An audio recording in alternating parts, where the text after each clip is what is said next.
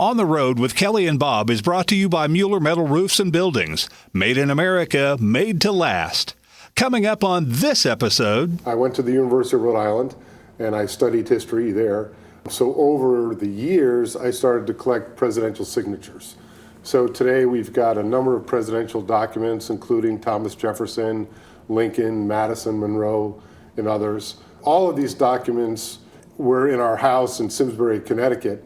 And when we opened the inn, we needed to decorate, and we thought what better way to decorate an inn that had been established in 1740 than to bring photographs and documents of presidential figures.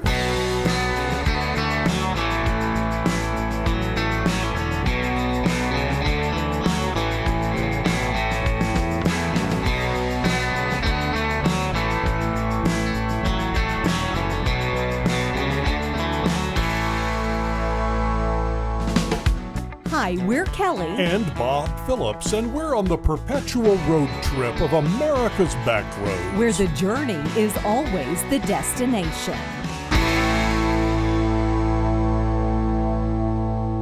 Hi, and thanks for joining us for this episode of On the Road with Kelly and Bob. I'm Kelly Phillips. And I'm Bob Phillips. Kelly and I are wanderers, vagabonds, nomads of the open road. We go here, we go there, we find stories.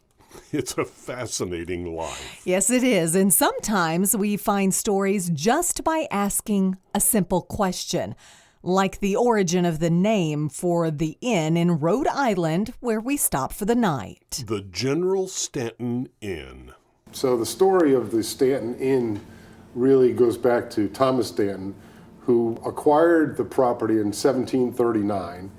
He had helped negotiate the return of an Indian princess who had been captured by Block Island Indians who came over and raided the Narragansetts in the middle of the night. They stole the princess, they took her to Block Island.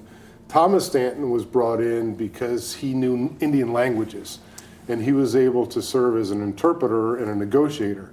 So in return for him to bring back the Indian princess, the Narragansetts awarded Thomas Stanton the land that the inn sits on today. And there it was, a simple question about how an inn in Rhode Island came to be called the General Stanton Inn. And suddenly, well, we're in the middle of another story. A story we have to pass along. But first, we need to know more.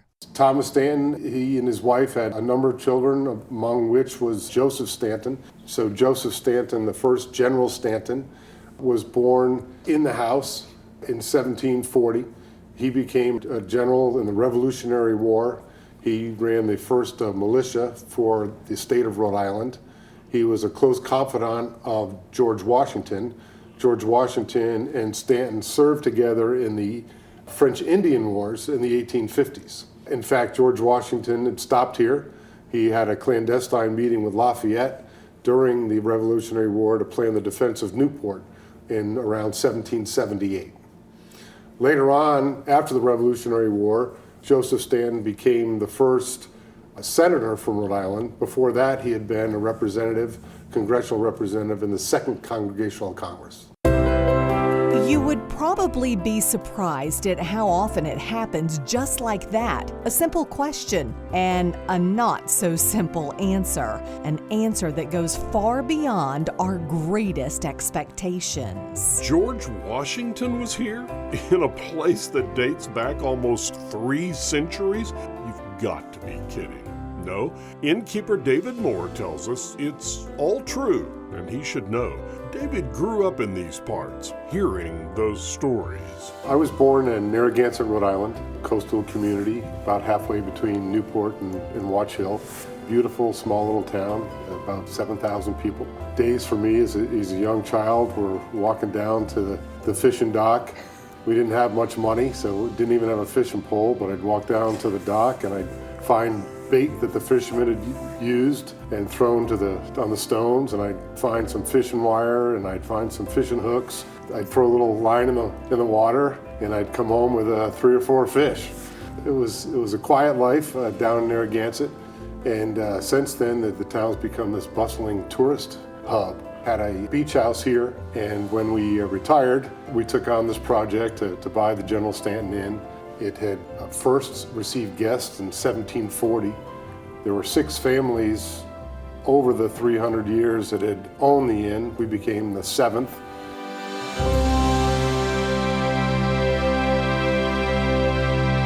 We're going to take a walk through time here. So we just walked out of the tavern into the next room. And this is the Narragansett room, named after the Narragansett Indians who once owned the land and who gifted this property to Thomas Stanton back in 1739. So as you can see, the original rafters are still in place, the original fireplace still in place, with the beehive oven. This room, if you can imagine, this is where people lived.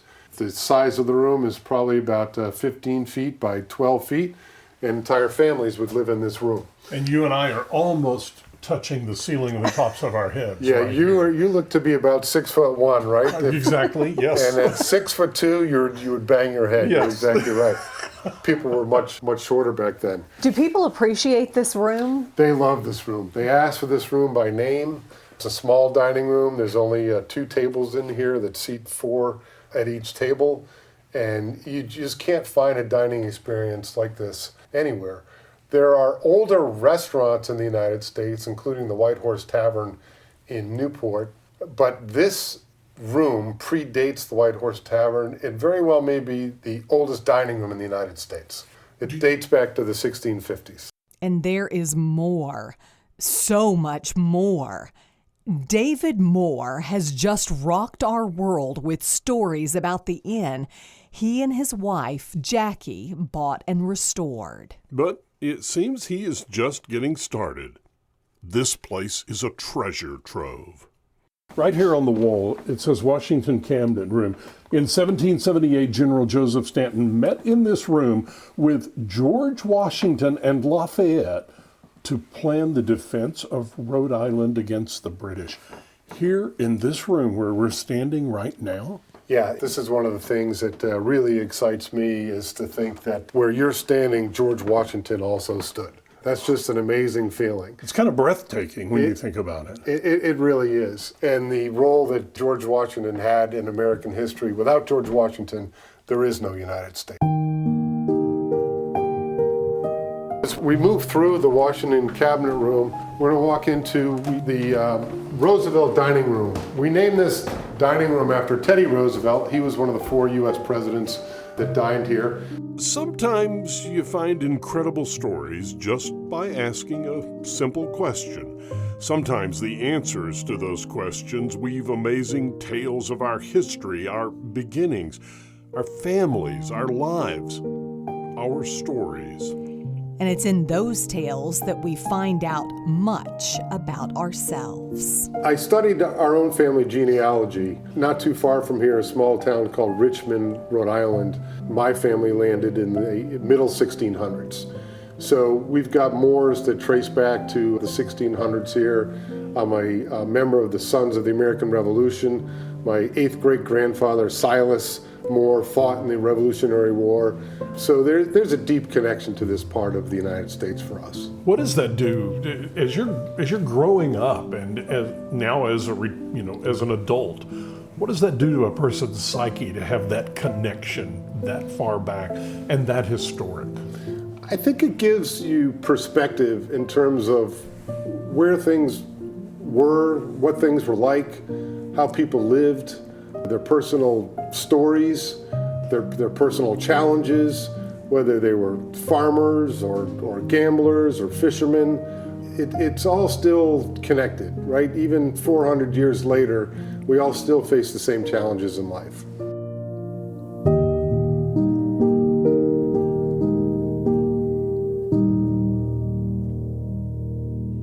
And before you ask, yes, the General Stanton Inn in Charlestown, Rhode Island is open to the public, and you too can stay there. Our conversation with innkeeper David Moore went on, and we learned even more about this fascinating piece of history here on Old Post Road. Like the fact that, well, some people believe there are spirits that reside here.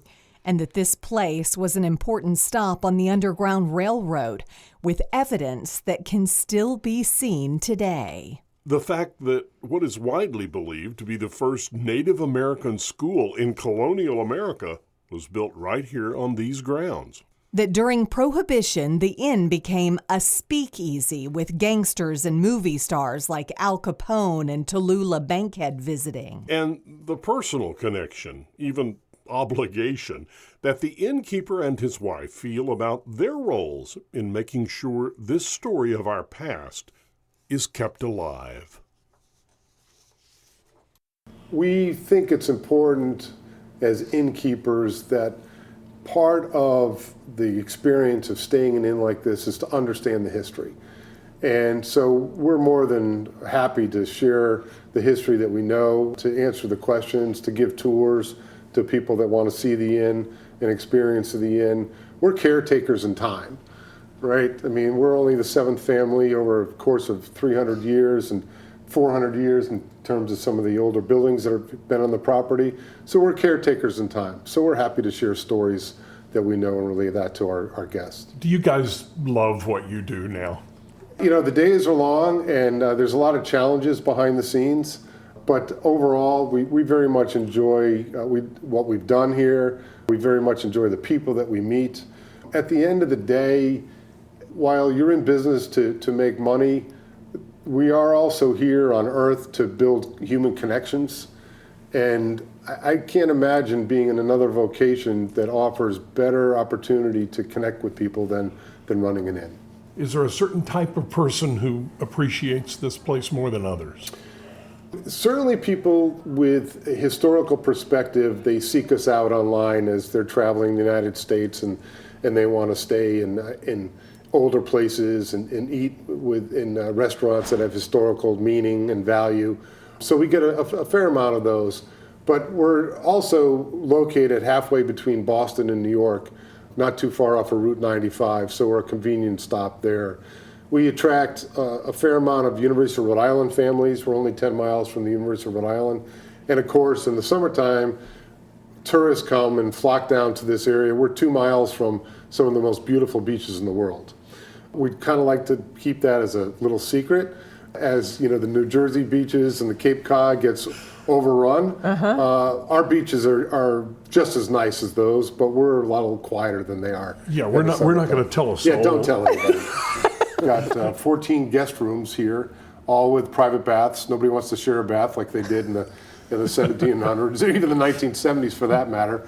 But in the attic, you can see the original beams that are clear, and they were cut from ship masts, which I guess many of the buildings were back in the 1700s. They'd repurposed wood for lots of different reasons, and these long beams were clearly from ship mast. What is it about history that you love? I think it's about walking in the same footsteps and paths that others walked before and try to imagine what life was like for those that lived in the 1600s, lived in the 1700s, that stopped for stagecoach rest.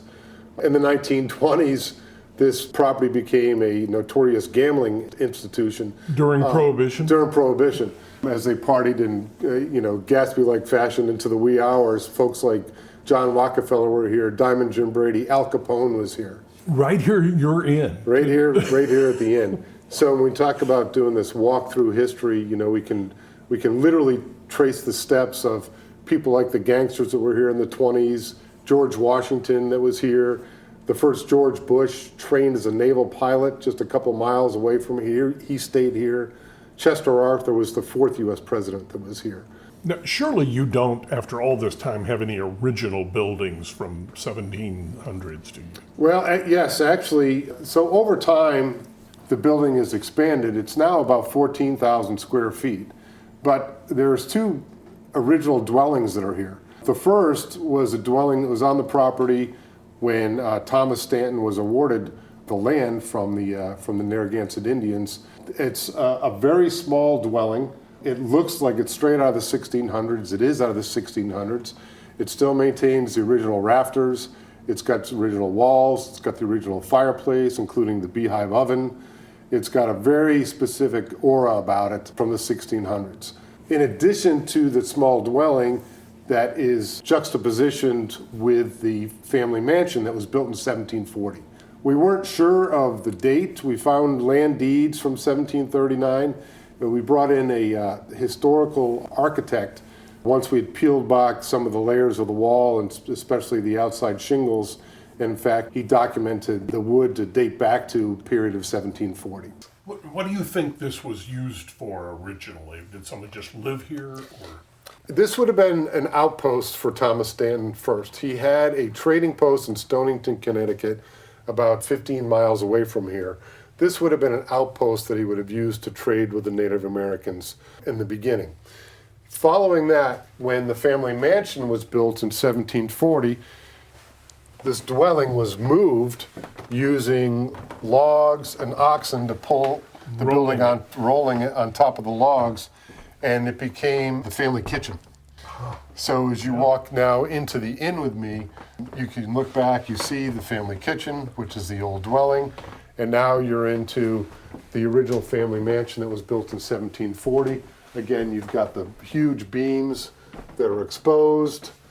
You've got the columns that are exposed. You can see columns and beams that are laying into each other, wooden pegs that have affixed the two together. There's no even nails in the ceiling. There were 4 General Stantons. The very last had befriended Moses Brown, the founder of Brown University.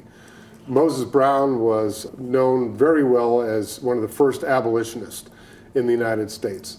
He and General Stanton, the 4th General Stanton, became fast friends, and somewhere along the line, the inn had become a stop on the Underground Railroad. In fact, there are tunnels in the basement that lead out to the local beach. Can you still navigate those tunnels? You can navigate the tunnels to a point, but then years go by and roads are built and so forth, and foundations are added.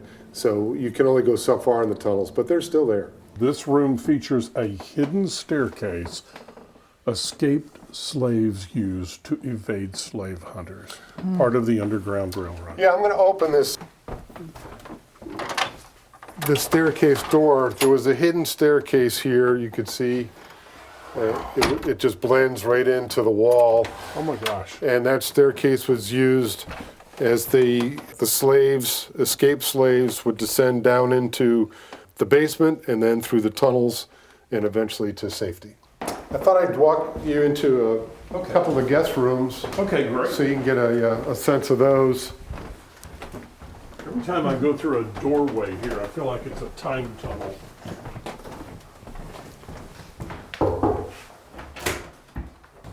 So we've got 14 guest rooms here in the inn. You can see by the setup, the original beams are still here, and one of them sags just a little bit. We brought bathrooms in. They're all beautifully restored with beautiful tile. The guest rooms themselves, people really get an extra feel of history, I think, when they're here, when they stay overnight. We have had a couple of spirits that stay and visit from time to time, friendly spirits. Okay. Have you seen them or just seen evidence? Well, I will tell you a story. About 3 months ago, we had a guest staying in this very room, big king-size bed in here, and he woke up in the middle of the night, and peering at him at the edge of his bed was a little girl about 7 or 8 years old, dressed in a white flowing gown from the 1800s with a white bonnet on her head, clearly an apparition. And he sat up to take a closer look, and when he did, she turned around and she walked into the dresser and through the mirror and disappeared. What makes the story even more interesting is the fact that behind that mirror, as you can see, is a doorway that had been covered up over time. So we've got 3 spirits that are seen from time to time. People claim that they've seen General Stanton, who died in this house, and he's buried out in the back in the cemetery. They claim to have seen a little girl, so we've had multiple people talk about seeing this little girl. There have been people tell us about a ghost cat. Now, I was pretty reluctant to grasp the concept of a ghost cat. I'd never heard of a ghost cat until on separate occasions over the course of 6 or 7 months when we first opened, bartenders and servers who used to work here 20 years ago would come through and ask us if we've seen the ghost cat. We have almost 40 employees. We're a fully functional inn, so in addition to our innkeeper and the maintenance staff and the housekeeping staff, we're a fully functional restaurant. So the Takes restaurant, a lot of people. The restaurant itself is a lot of people. So the chefs and the cooks and the dishwashers and the bartenders and the servers. It all adds up. Is this your largest dining room here? This is our largest dining room. This room was added in the 1920s. We call it the Prohibition Room to pay homage to that era. The General Stanton Inn had become a speakeasy in the 1920s, and it was home for illicit gambling and rum running. Prohibition amendment was adopted by all the states except for Rhode Island and Connecticut. Even though Rhode Island, you still had to live under federal law, Rhode Islanders didn't pay attention to it. And this was a rum running destination between Block Island and Newport. As I mentioned earlier, Al Capone was here, Diamond Jim Brady, the notorious actress Tallulah Bankhead was here. So when you think of most inns, you think Nothing like this. You think of small kitchens, right? So Yes. we've got a 1,600 square foot kitchen. The kitchen line itself is over 26 feet. So we're set up very much as a full restaurant as well as a banquet facility. Everything is served fresh. When we reopened, we were named the best new restaurant in Southern Rhode Island. Upon reopening. Upon reopening.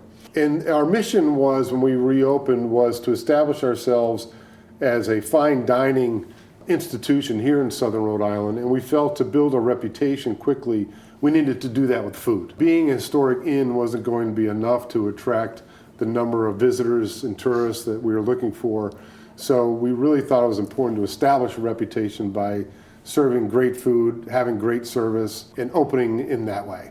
Tell us about your chef and your food. Where did they come from? So our chef, well-traveled, he lives locally in Westerly now. He has got some Italian heritage in terms of his food, but everything that we do is based on farm to table and ocean to table.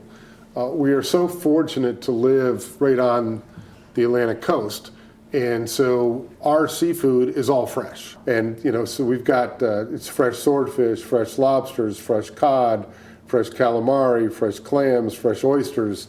Everything here is fresh. So is this bar all new? Yeah, so there was a lot of money put in different places in the inn. The bar is completely new. It's made out of mahogany. All of the refrigeration systems, the bar setup, the pumps and dishwasher, everything was brand new. And it had to be for a couple of reasons. One was some of it was out of code, and the other is that it was extremely dated. In 2025, the consumer, it demands a lot more, right? They don't want to come into a dark, dank place. They want to come into a place that looks like it's nice and clean and inviting, right? Yeah. We set the bar up in kind of Cheers style. We thought it was important to develop that sense of community, to have a horseshoe-sized bar that's 22 seats at the bar. And the way that the bar is set up, it allows people across the bar to talk to each other, which is kind of fun. And that's what really kind of builds that sense of camaraderie. And it's fun to see people go back and forth and tell jokes across the bar. I can imagine what this place is like when this bar is full and all the chatter that's going on. Yeah, there's a lot of life here. It's fun. What did you think about as y'all were going through restoring the inn? We felt a real obligation to maintain as much of the colonial architecture and character as we could. There's real charm in that period of American history, and we thought it was really important for the guest experience to discover that walk through time. My wife, Jackie, reminds me that we call this retirement project as we're working 80 to 90 hours a week. So it's not your typical retirement. Far from retirement. Far from retirement. But I guess we all choose the way we want to spend our lives and our time and the hours that we have on earth. And Jackie thinks that God put us here for a purpose. So we're happy to be here. A simple question, and we found a treasure trove at the General Stanton Inn. Thanks for joining us for this week's edition of On the Road with Kelly and Bob. Don't forget to like us on Facebook and Instagram, and also follow along on our YouTube page. and see some behind-the-scenes footage. New episodes drop every week, so be sure and download that free Odyssey app. Listen anytime, anywhere.